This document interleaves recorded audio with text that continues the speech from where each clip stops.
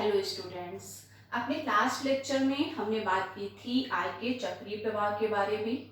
वहां पे हमने एक सरल मॉडल को लिया था जो एक सरल अर्थव्यवस्था पे लागू होता है। वहां पे हमने आपको एक्सप्लेन किया है कि सरल अर्थव्यवस्था में एक सरल आय का चक्रीय प्रवाह का मॉडल किस प्रकार से कार्य करता है। लेकिन जो अर्थव्यवस्था होती है वो इतनी सरल नहीं होती है। जो हाउस होल्ड सेक्टर होता है, जो वस्तुओं और सेवाओं का उपभोक्ता वर्ग होता है, वो प्रोडक्शन के मीन्स के रूप में यानी कि फैक्टर्स ऑफ प्रोडक्शन भूमि, श्रम, पूंजी, साहस और संगठन के मालिक के रूप में जो आय प्राप्त करता है उसको पूरी की पूरी व्यय वस्तुओं और सेवाओं पे नहीं करता है। तो फिर क्या होता है, हम ये जानते हैं कि प्रत्येक व्यक्ति, प्रत्येक समाज, प्रत्येक परिवार जो भी आय अर्न करता है वहां पर आय के दो भाग होते हैं, y बराबर c प्लस एस। यहाँ पे c का मतलब है कंजम्पशन और कंजम्पशन का मतलब क्या है, वस्तुओं और सेवाओं पे खर्च।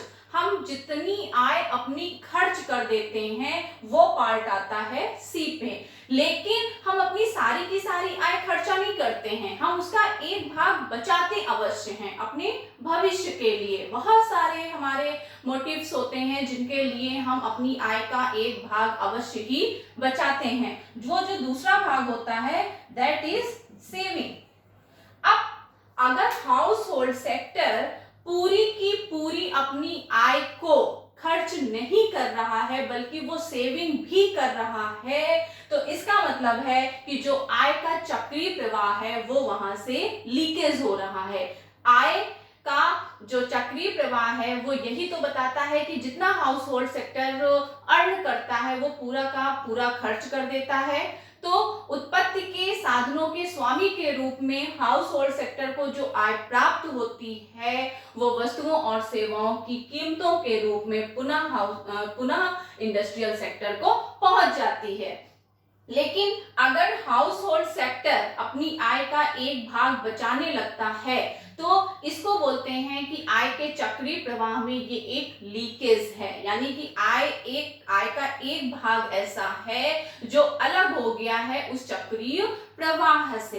तो ये जो लीकेज हैं वो आय प्रवाह को संकुचित कर देते हैं।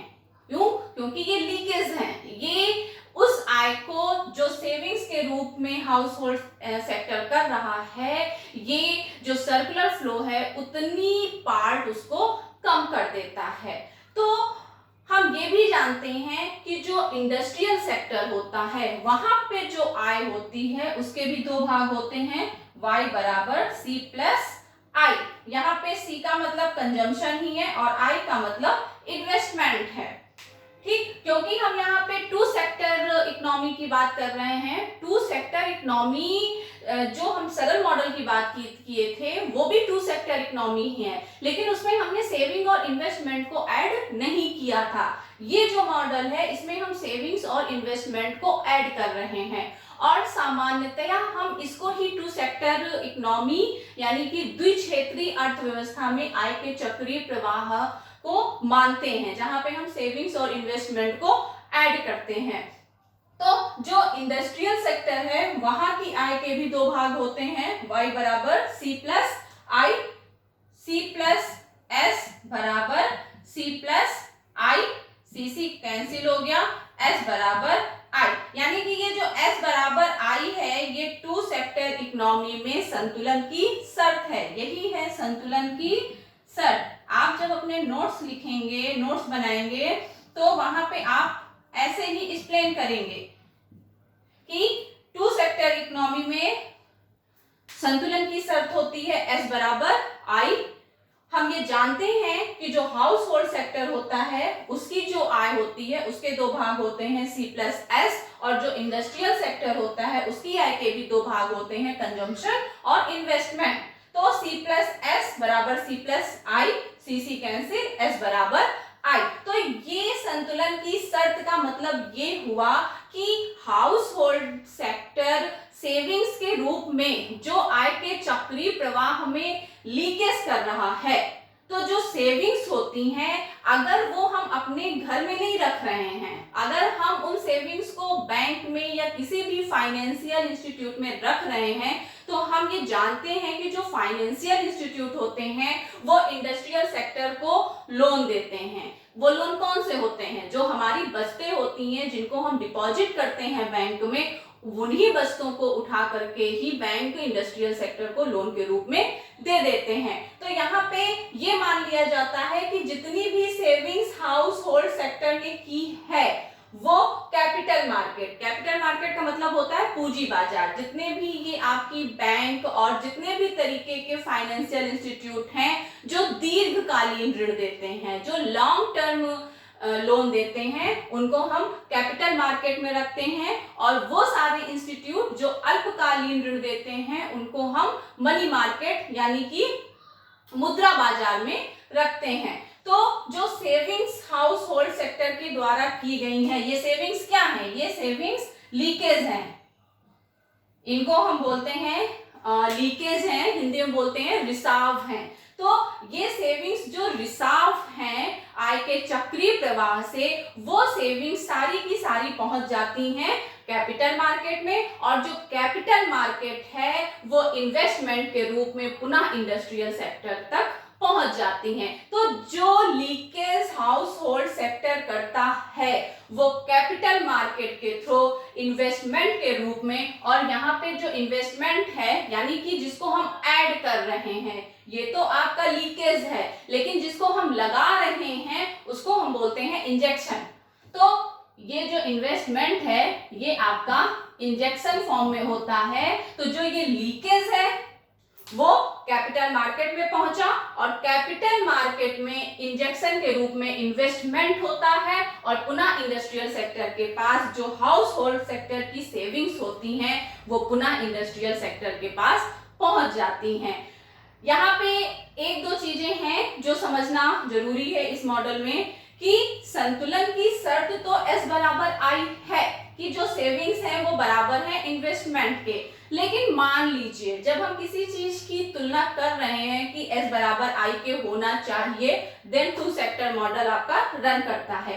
तो यहाँ पे दो कंडीशंस हो सकती हैं। अक्सर पूछा जाता है कि अगर मान लीजिए कि दो कंडीशन जो है, मान लीजिए पहली कंडीशन है S is greater than I, इसका मतलब ये हुआ कि जो बचते हैं मान लीजिए वो ज्यादा हैं और जो इन्वेस्टमेंट है वो कम है।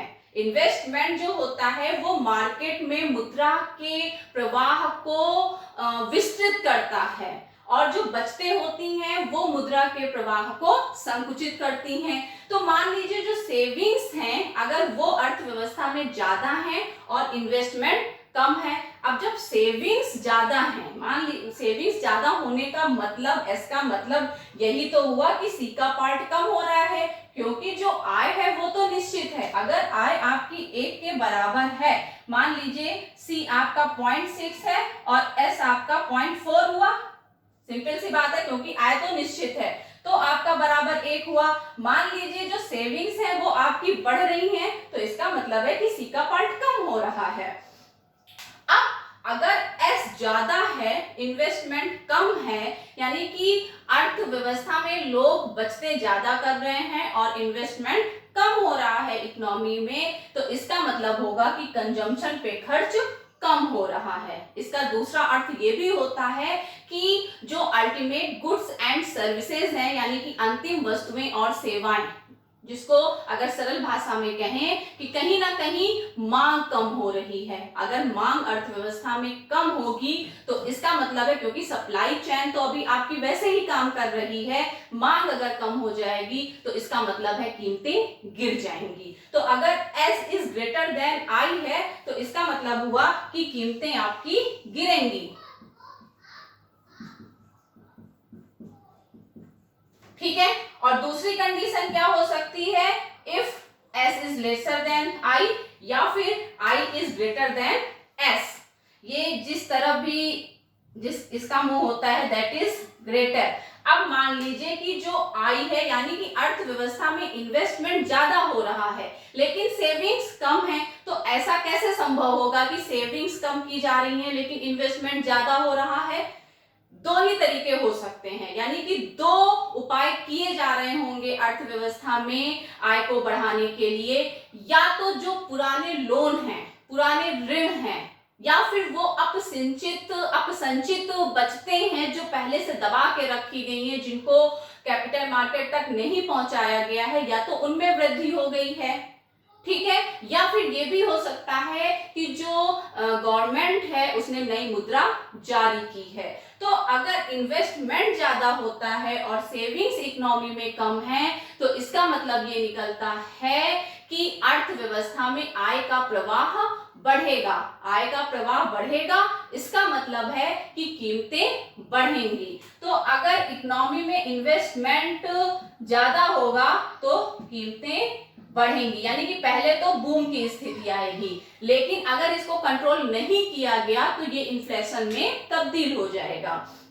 तो ये दो कंडीशंस अप्लाई हो सकती हैं, क्योंकि जब हम बात कर रहे हैं संतुलन की S बराबर I, तो दो कंडीशन तो कम से कम अप्लाई होती ही हैं कि अगर S ज्यादा है I से तब क्या होगा अर्थव्यवस्था में, और अगर I ज्यादा है S से तो क्या अर्थव्यवस्था में होगा। क्लियर? यहाँ पे एक चीज मैं और भी क्लियर कर देना चाहती हूँ, क्योंकि कई बार होता है कि बच्चों के मन में ये बात आती है, बहुत सारी बुक्स में जब हम इस इन्वेस्टमेंट की बात करते हैं तो यहाँ पे शब्द सिंपल इन्वेस्टमेंट नहीं लिखा होता है, लिखा होता है प्लान्ड इन्वेस्टमेंट, ये लिखा होता है प्लान्ड इन्वेस्टमेंट। एक होता है प्लान्ड इन्वेस्टमेंट और एक होता है एक्चुअल इन्वेस्टमेंट।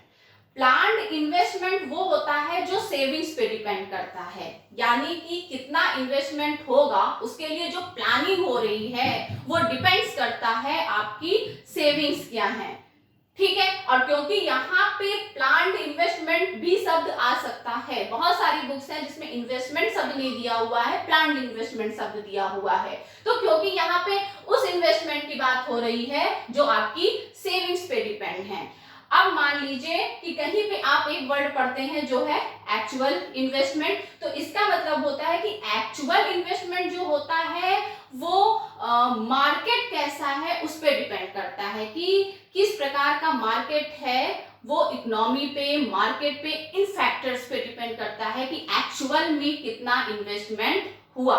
लेकिन जब प्लान्ड होता है that is depend on savings, तो उसमें कोई कंफ्यूजन वाली बात नहीं है, सिंपल इन्वेस्टमेंट वर्ड भी यूज हो सकता है, और अगर प्लान्ड इन्वेस्टमेंट वर्ड यूज हो रहा है तो इसका मतलब है कि क्योंकि यहाँ पे इन्वेस्टमेंट डिपेंड्स करता है सेविंग्स पे, इसलिए प्लान्ड इन्वेस्टमेंट शब्द यूज हुआ है। तो टू सेक्टर इकोनॉमी में आपने समरी के रूप में हम आपको ये बता रहे हैं लास्ट में कि हाउस होल्ड सेक्टर क्योंकि अपनी पूरी की पूरी आय खर्च नहीं करता है वस्तुओं और सेवाओं के कंजम्पशन पे, बल्कि उसमें से एक भाग को वो बचाता भी है। अब अगर वो बचाएगा तो आय के चक्रीय प्रवाह में एक लीकेज होगा, एक रिसाव होगा। अब जितनी भी सेविंग्स हो रही हैं अगर वो कैपिटल मार्केट के थ्रू इन्वेस्टमेंट के रूप में पुनः इंडस्ट्रियल सेक्टर में पहुंच जाती हैं, तो जो लीकेज हुआ था वो इंजेक्शन के फॉर्म में पुनः इंडस्ट्रियल सेक्टर तक पहुंच गया और आय का चक्रीय प्रवाह इस प्रकार निरंतर अर्थव्यवस्था में चलता रहता है। तो ये टू सेक्टर मॉडल है विद सेविंग्स एंड इन्वेस्टमेंट। अपने अगले लेक्चर में हम बात करेंगे थ्री सेक्टर इकोनॉमी की, लेकिन ये सब समझने के लिए जरूरी है कि आप इसके पहले वाला लेक्चर जरूर देखें, क्योंकि वहां पे हमने एक्सप्लेन किया है what is circular flow of income. Thank you very much.